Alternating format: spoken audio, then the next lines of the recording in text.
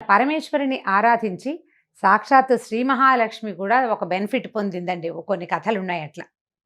పరమేశ్వరి ఆరాధన ఈ పరదేవతలు కూడా మనం దేవతలుగా కొలిచే బ్రహ్మ విష్ణు మహేశ్వరులు కానీ, లక్ష్మీ పార్వతీ సరస్వతి అమ్మవార్లు కానీ, ఇంద్రుడు ఇంద్రాణి కానీ, మహర్షులు సప్తర్షులు వీళ్ళందరూ కూడా, ఋషి పత్నులు, అగ్ని, తర్వాత ఏమో ఈ అష్టదిక్పాలకులు, వీళ్ళందరూ కూడా పరమేశ్వరిని ఆరాధించి ఆయా అంటే సమయాలను బట్టి ఆ సమయంలో తమకు అవసరమైన సమయంలో పరమేశ్వరి ఆరాధన, శ్రీగౌరీ ఆరాధన చేసి తమకి కావలసిన ప్రయోజనాన్ని పొందారని చాలా కథల్లో చెప్పబడుతుంది పురాణాల్లో.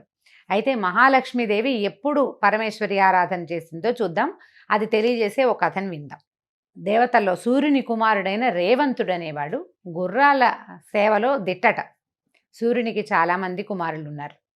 మనకి యముడు, శనేశ్వరుడు సూర్యుని కుమారులే, తెలిసిందే కదా. అయితే ఈ రేవంతుడు అనేవాడు కూడా సూర్యకుమారుల్లో ఒకడు. అయితే అతను ఏం చేసేవాడంటే గుర్రాలని సేవ బాగా చక్కగా చూసేవాడు, చక్కగా మేపేవాడు. అతని దగ్గర గుర్రాలు అత్యుత్తమమైన గుర్రాలట. అయితే ఒకనాడు అతను ఉచ్చైశ్రవం అనే ఒక గుర్రాన్ని ఎక్కి వైకుంఠానికి లక్ష్మీనారాయణలను సేవించడానికి వచ్చాడు. అయితే ఉచ్చైశ్రవం అంటే అమ్మవారితో పాటు లక్ష్మీదేవితో పాటు వచ్చిన గుర్రం అని అనుకోవద్దు. ఉచ్చైశ్రవం అంటే చెవులు పైకి ఉన్న గుర్రాన్ని ఉచ్చైశ్రవం అంటారు. ఈ గుర్రం కూడా చాలా చక్కటిదట. అతను తీసుకొచ్చిన గుర్రం, దాని చెవులు పైకి ఉండి 5 వర్ణాలలో 5 రంగుల్లో ఉంటుందిట. తర్వాత ఏమో దాని తోక అది మహాసౌందర్యవంతమైన జాతికి చెందిన గుర్రం అన్నమాట. అయితే అతను లక్ష్మీనారాయణ సేవకు వచ్చినప్పుడు లక్ష్మీదేవి ఇద్దరు అయ్యవారు అమ్మవారు ఎవరి పనులలో వాళ్ళు ఉన్నారు. ఆమె ఒక సౌధంలో అగ్రభాగాన్ని నిలబడి ఉందిట. ఆ వచ్చిన గుర్రాన్నే చూస్తూ నుంచుందట ఆమె. వచ్చిన వాళ్ళు వెళ్ళిపోతున్నారు, ఇంకా వెళ్ళలేదు. వాళ్ళు మాట్లాడుకుంటుండగా విష్ణుమూర్తి లక్ష్మీదేవిని పిలిస్తే ఆవిడ గుర్రం వైపు మైమరిచిపోయి చూస్తూ దాని సౌందర్యానికి లోబడి స్వామివారి వైపుకి చూడలేదు. 2 సార్లు 3 సార్లు పిలిచాక ఆయనకు అర్థమైంది ఈమె మనసు ఆ గుర్రం మీద లగ్నమైంది అని. దాంతో ఇంత చపలచిత్తంగా ఉన్నావేమిటి, నీకు గుర్రం నచ్చింది కాబట్టి నువ్వు ఆడగుర్రానివి, బడబగా పుట్టమని శపించారట విష్ణుమూర్తి లక్ష్మీదేవిని. ఇలా జరుగుతాయి అంటే జరుగుతాయి. ఈ మాయ ఎవరినైనా కూడా పట్టేస్తుంది, ఎవరినీ వదిలిపెట్టదు. ఒక్క పరాశక్తి తప్ప మిగిలిన వాళ్ళ సృష్టి స్థితి లయకారకులైన పెద్దవారు కానీ లేదా త్రిమాతలు కూడా ఎప్పుడైనా ఒకసారి ఈ మాయకి లోబడతారు. ఈ లోబడటం కూడా లోకోపకారం కోసమే కానీ లోకానికి ఉపకారమే. అది ప్రపంచానికి జరగబోయే మేలు కోసమే ఈ మాయ వీళ్ళని ఆవరిస్తుంది. దాంతో లక్ష్మీదేవి తెల్లబోయింది. అప్పుడు ఆవిడ తెప్పరిల్లింది. తదేక ధ్యాసంతో చూస్తోంది. ఇక ఆ కన్ను అక్కడ అంటుకుపోయింది ఆవిడది, వినిపించలేదు పిలుపు. ఆవిడ చాలా దుఃఖపడింది. అయ్యో, ఇది ఏం వ్యామోహం, ఈ మాయ ఎలా నన్ను ఆవరించింది, నేను ఆ గుర్రం వైపు వ్యామోహంగా చూడటం ఏమిటి, ఈ మాయలో చిక్కుకున్న నన్ను పరంధాముడు ఇట్లా శపించటం ఏమిటని చాలా దిగులు పడి బాధపడింది. భర్తని బతిమలాడింది, ఈ శాపం నుంచి మరలించు, ఈ శాపాన్ని, నేను గుర్రం మీద వ్యామోహం కాదు, ఏదో ఒక మాయ అంతే, నేను అట్లా చూశాను అంతేనని చాలా బతిమలాడినా స్వామి ఒప్పుకోలేదట. ఒప్పుకోక నువ్వు నా వంటి కుమారుణ్ణి కన్నప్పుడే నీకు శాప విమోచన, నువ్వు గుర్రాన్ని అయిపోతావు అంతేనన్నాడు. ఆమె బడబగా ఒక ఆడగుర్రంగా మారి తమస మరియు కాళింది నదుల సంగమ స్థానంలో అక్కడున్న పచ్చిక బీళ్లలు మేస్తూ అక్కడ ఉండిపోయింది. అయితే వెళ్ళినా కూడా ఆమె తనెవరు ఏమిటి స్పృహ లేకుండా ఆమె ఏం లేదు. అక్కడికి వెళ్ళిన తర్వాత ఈ శాపానికి తను చిక్కుకున్న ఈ మాయామోహాన్ని గురించి చింతిస్తూ పరమేశ్వరుని గురించి కొన్ని 100 సంవత్సరాలు తపస్సు చేసిందట లక్ష్మీదేవి. ఈ తపస్సు ఫలితంగా కొంతకాలం గడిచిన తర్వాత పరమేశ్వరుడు ప్రత్యక్షమయ్యాడు ఆమెకి. ఏమిటమ్మా, ఏం జరిగింది ఏమిటి అని. ఇట్లా శపించబడ్డాను నేను, ఏ వ్యామోహంలో నేను చిక్కుకున్నానో, ఏ మాయకి వసుడై పరంధాముడు నన్ను శపించాడో నాకు తెలీదు. ఎప్పుడు ఆయన ధ్యానంలో ఉన్నప్పుడు నువ్వే భగవంతుడివి, నువ్వెవరిని ధ్యానిస్తావని నేను అడిగితే నేను పరమేశ్వరుని ధ్యానిస్తానని చెప్పాడు నాకు. అందుకని ఆయన ధ్యానించే పరాత్పరుడివి నువ్వేనని నేను కూడా నీ ధ్యానంలోనే మునిగాను. తండ్రి, నన్ను ఇక్కడి నుంచి రక్షించు, ఈ గుర్రపు జన్మ నా వల్ల కాదు, నన్ను వైకుంఠంలో ప్రవేశపెట్టమని ఆవిడ అడిగింది. అడిగితే ఈయన ఏమన్నాడు, శాపావసానం చెప్తానన్నాడు. లక్ష్మీదేవి ఏమందంటే దాంతోపాటు ఆయన నాకు శాపావసానం ఏం చెప్పాడు, తన వంటి కుమారుణ్ణి కనమంటే నేను ఒక్కదాన్ని గుర్రంగా మారి ఇక్కడ ఉంటే నాకు సంతానం ఎలా కలుగుతుంది, భర్తను ఎడబాసి ఉన్నాను నేను, ఆయనేమో వైకుంఠంలో ఉన్నాడు, నేనేమో ఇక్కడున్నా అనేసరికి విష్ణుమూర్తి ఏమన్నాడంటే, అమ్మ, నీ పాతివ్రత్యానికి త్రిమాతల్లో ఒకదానివి, జగన్మాత నుంచి అవతరించిన దానివి, నీకు నీ భర్త కాకుండా ఇంకొకళ్ళు ఎట్లా కుదురుతారు, నేను పరంధాముడే ఇక్కడికి వచ్చేలాగా నేను ఏర్పాటు చేస్తానని చెప్పి నీ శాపావసానము త్వరలోనే జరుగుతుంది, నువ్వు నీ భర్తను కలుసుకుంటావని ఆమెను నమ్మించి నమ్మబలికి ఏం చెప్పాడంటే, ఈ మొత్తం కష్టానికి కారణము మనం ఎక్కడి నుంచి వచ్చామో దాన్ని మనం మర్చిపోవటమే. నువ్వు పరాశక్తి నుంచి జన్మించినటువంటి త్రిమాతలలో ఒకదానివి. ఆమెని వదిలిపెట్టేయటం వల్ల, ఈ పరమాత్మని అమ్మవారిని గనక మనం ధ్యానించకపోవటం వల్లే ఈ సమస్య వచ్చింది. నువ్వు నన్ను కాకుండా పరాశక్తినే గనక ధ్యానించుంటే ఈ పాటికి నీ సమస్య తీరిపోయేదమ్మా. కాబట్టి పరాశక్తిని అర్చించు. గౌరీ అర్చనే దీనికి సరి అయిన పరిష్కారం. మహాగౌరిని అర్చించమని చెప్పి పరమేశ్వరుడు వెళ్ళిపోయాడు.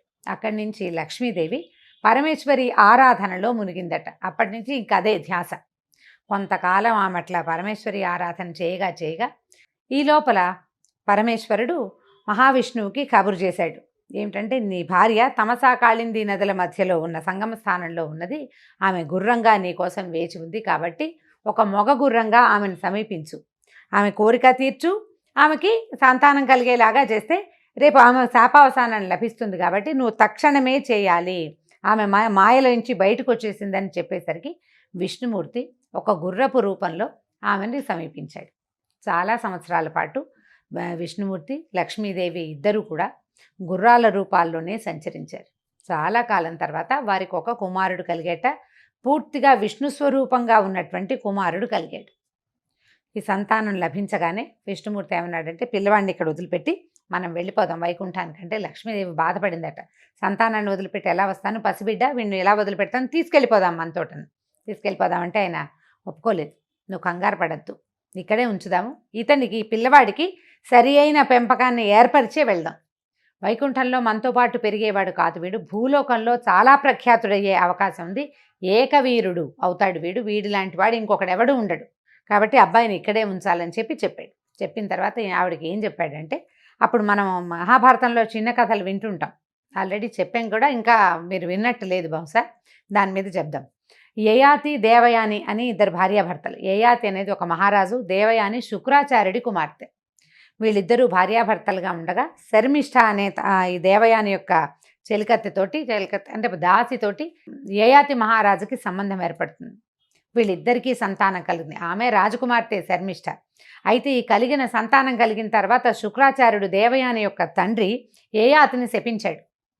నువ్వు ఇలాగా దాసులతో కూడా సంబంధం పెట్టుకున్నావు కాబట్టి ఏ యవనం చూసి నువ్వు ఇలా గర్వపడ్డావో ఆ యవనం పోతుంది అని.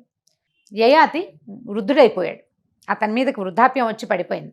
అప్పుడు మళ్ళీ శుక్రాచార్యుని బతిమలాడితే శుక్రుడు ఏం చెప్పాడంటే, నీ వృద్ధాప్యాన్ని ఎవరైనా తీసుకుని వాళ్ళ యవనాన్ని నీకు ఇస్తే నువ్వు ఇలా టర్న్ మార్చుకోవచ్చు అని చెప్పేసరికల్లా యయాతి తన కుమారులైన 5గురిని అడిగాడు.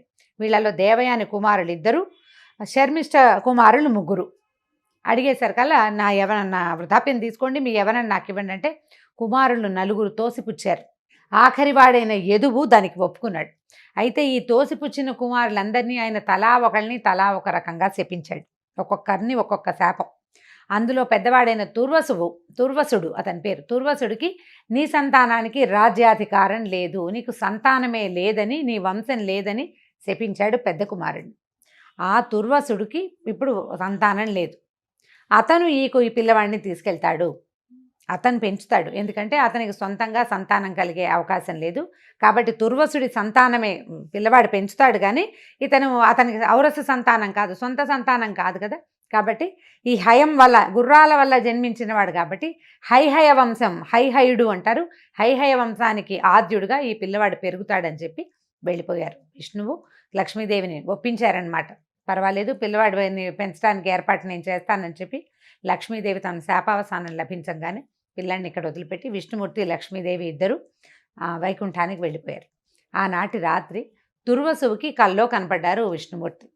కనపడి ఈ తమసాకాళింది నదీ సంగమ స్థానంలో ఒక శిశువు ఉన్నాడని, ఆ పిల్లవాడిని తెచ్చుకోమని, అతన్ని ఏకవీరుడని పేరు పెట్టమని, హైహయుడు అనే పేరు గుర్తోటి కూడా అతన్ని పిలవచ్చని, హైహయ వంశం అతనితోటి ప్రారంభం అవుతుందని చెప్పి విష్ణుమూర్తి అర్థాధానమైపోయారు.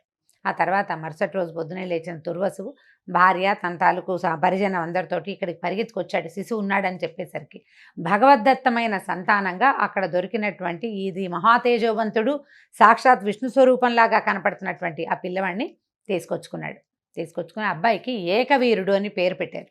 అతన్ని హైహయుడు అంటారు. ఈ హైహయ వంశం ఇతనితోటే ప్రారంభమైంది. ఇప్పుడు యయాతికు మనవడు కాదు, యయాతి కుమారుని చేత పెంచబడ్డవాడు సాక్షాత్తు భగవంతుడైన విష్ణువుకి శ్రీ మహాలక్ష్మికి జన్మించినటువంటి కుమారుడు. అయితే ఈ హైహయ వంశంలోనే కార్తవీర్యార్జునుడు జన్మించాడు.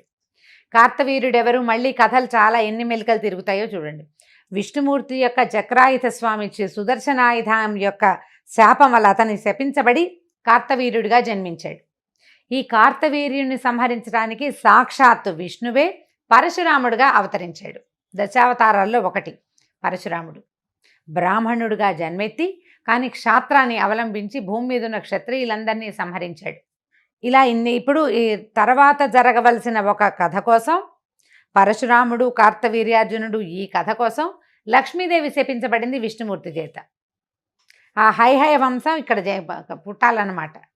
దానికి కారణంగా ఇలా పరమేశ్వరి పూజని మర్చిపోవటం అనే ఒక మాయని కల్పించి ఆ తర్వాత ఆమెను పూజించి ఆ తర్వాత పుట్టినటువంటి సంతానానికి ఇలాంటి అవకాశం కల్పించారు.